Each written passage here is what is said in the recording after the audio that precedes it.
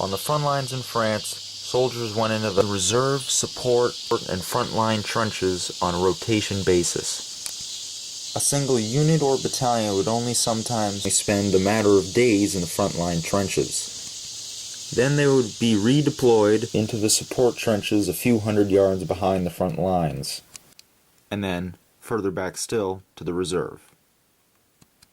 From there, they would be marched out of the trenches to a rear area where they would receive rations, ammo, and if they were lucky, better quarters. March, march, march. For days we've been marching, and always further away from the fighting. And we now have arrived at the spot where, according to rumor, we are to rest for a month and relearn the art of open warfare once again. Let's hope that rumor doesn't lie, for this is a most pleasant place.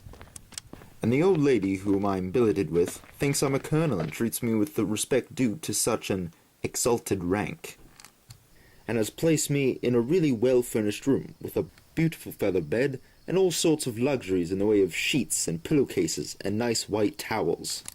All the men howled with joy. Oh, how we howled. Thomas.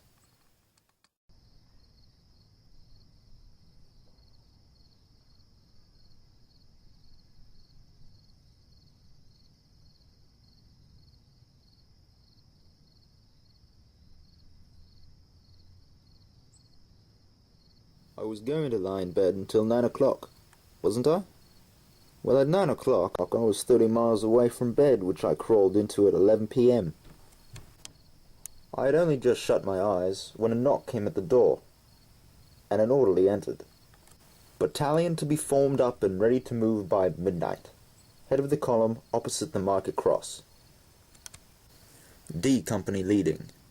And he had gone. Well, you know what's coming, just as well as I did, and here we are on the billets, and bang in the middle of the big push. We started to march out about midnight. The men, of course, had no food since tea time. I'm going to try and turn in now and get some sleep while I can. There's a 15-inch gun within 50 yards of us.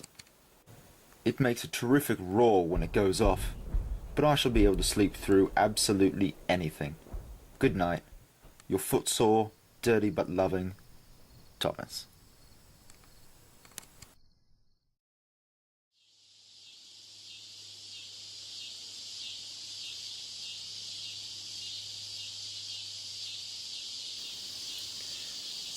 June 1916, France. Our first day in the trenches was not very eventful, until about 1 o'clock in the afternoon, except that my troop sergeant, Sergeant McBain, was wounded in the foot by a stray bullet about 10 minutes after arriving in the trenches. Pete Cat knows him, I think. About 11 o'clock a.m., I had a cup of tea and crawled into my dugout to have some sleep. I was awakened about 2 hours later by an inferno of noise. Word had been passed down the line in the morning that we were to lay low that afternoon as a big bombardment of the German lines was to take place. But it appears they started the show. Inside of a dugout is about the last place in the world to be in a bombardment, so you may be sure I wasted no time in vacating mine. We went through one of the severest bombardments that afternoon, which our line in that part had suffered for nearly 3 months. 2 6-inch shells struck the parapet right in front of me, but luckily they both failed to explode. Otherwise, you would not have heard from me, except in the casualty lists. I have a small bit of shrapnel that struck the trench close to my head. Clarence Joseph Bassett, 2nd Canadian Mounted Rifles.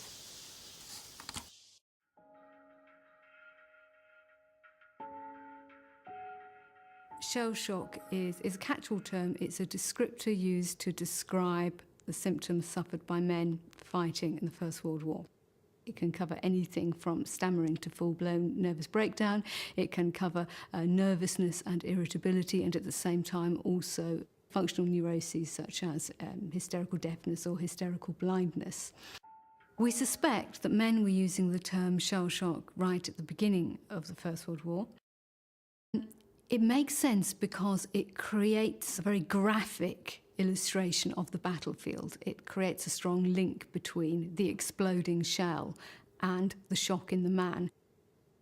Also, it's tied into a sort of old soldier's lore.